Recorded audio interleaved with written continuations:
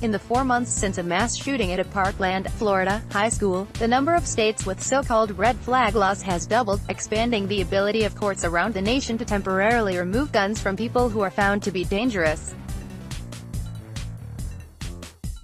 Amid a reinvigorated debate about firearms in the U.S., the most recent state legislative sessions have delivered a resounding win for gun safety groups, who see red flag laws as a critical legal tool to get firearms away from potentially violent people before they can use them to harm themselves or others. In most states, a person must be convicted of specific crimes before losing his or her right to possess firearms, even if the behavior sets off alarm bells. In Florida, the young man charged in the Parkland high school deaths had a history of making threats and even bringing bullets to school before the attack. Though local police were made aware of his disturbing behavior, without criminal charges and a conviction, they had no legal remedy to disarm him.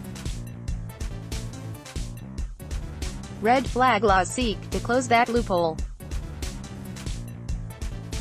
Under a typical red flag law, concerned parties, most often law enforcement officers or family members, can ask courts to temporarily remove guns from a person who is showing signs of violence.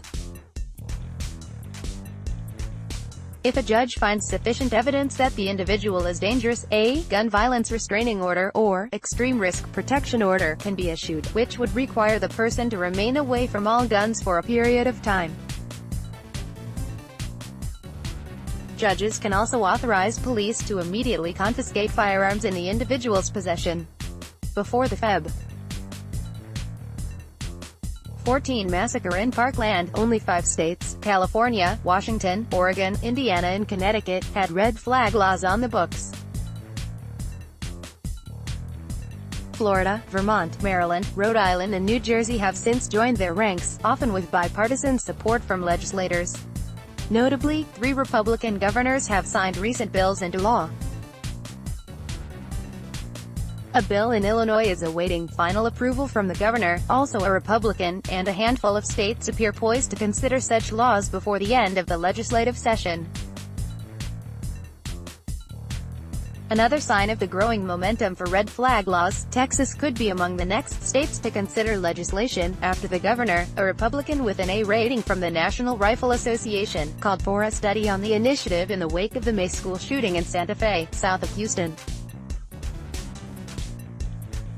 Gun safety advocates say the policies have emerged as a rare point of agreement between the parties as politicians face aggressive calls to respond to a string of bloody mass shootings and other gun violence. Lawmakers are feeling pressure to do something, said Shannon Watts, founder of Moms Demand Action for Gun Sense in America, calling the laws a moderate step forward.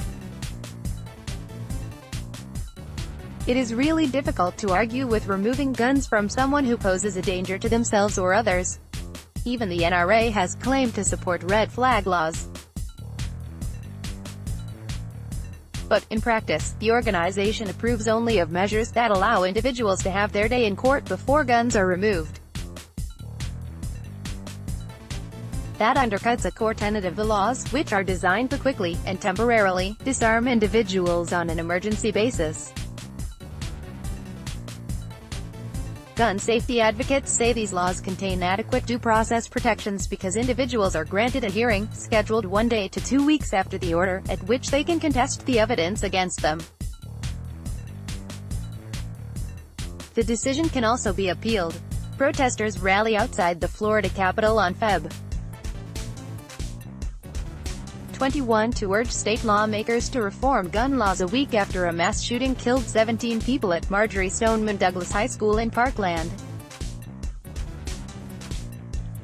Just weeks after Vermont enacted its red flag law in April, police pulled over a vehicle for a malfunctioning headlight.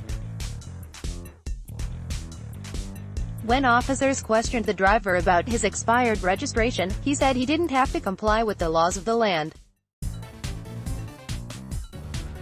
He then got out of his vehicle and began threatening the police, warning that there would be trouble if they tried to tow his car. "I've got an R-15 right fucking here," he said, according to court documents obtained by HuffPost. "Do we need that?" After the driver tried to get back into his car, police arrested him. In the backseat, they found a loaded AR-15 assault rifle.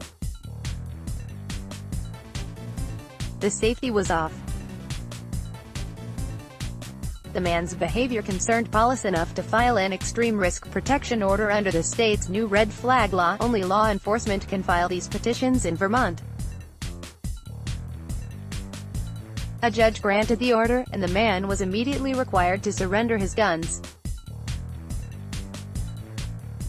Vermont courts have issued only a few extreme risk protection orders so far, with the first being granted in the case of an 18-year-old accused of plotting a mass shooting at a high school. Florida's red flag law went into effect less than a month after the Parkland shooting and began to be used almost immediately. The first known order was obtained by Lighthouse Point police, who responded to a welfare check on a man acting erratically at his condominium building. The man told police that he was being targeted by a neighbor who could shape-shift and resembled Osama bin Laden.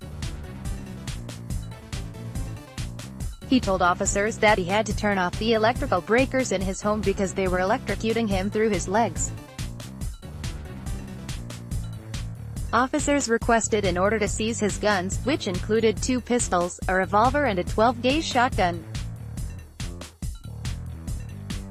In another case, the Broward County Sheriff's Office sought a risk protection order against a court bailiff who was accused of making threats against his coworkers. He allegedly stated that he wanted to burn them with a blowtorch and told one bailiff, "I'm going to exterminate you." Others reported that on one occasion he leaned over the atrium inside the courthouse and mimed as if he were shooting people with a long gun.